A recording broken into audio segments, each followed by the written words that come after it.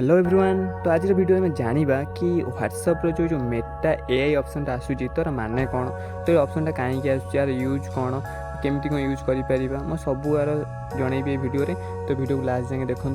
तो फास्ट देखिपे मोर ये व्हाट्सएप चार्ट देखिपारे साइड राइट साइड रे गोटे ऑप्शन आसूँ मेटा। जिते मुझे क्लिक कर लिखा हो आस्क मेटा एआई एनीथिंग। तो ये मेटा को आपने किसी भी क्वेश्चन पचारि पारे, जेपरिक मुझे पचार टाइप करेंगे, जेपरिक पचार who is the CM of Odisha. तो मैं जमी पचारदेली ये टाइपिंग कर छाड़देला देखिपे एपटे टाइपिंग लिखाई आजिकल देखिपे the current chief minister of Odisha is Mohan Charan Majhi.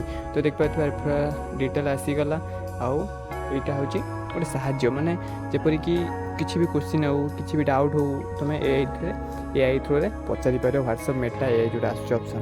तो ये बहुत हेल्पफुल भी आम कि टॉपिक हो या स्टडी मटेरियल हो या स्टडी कौन ये हो।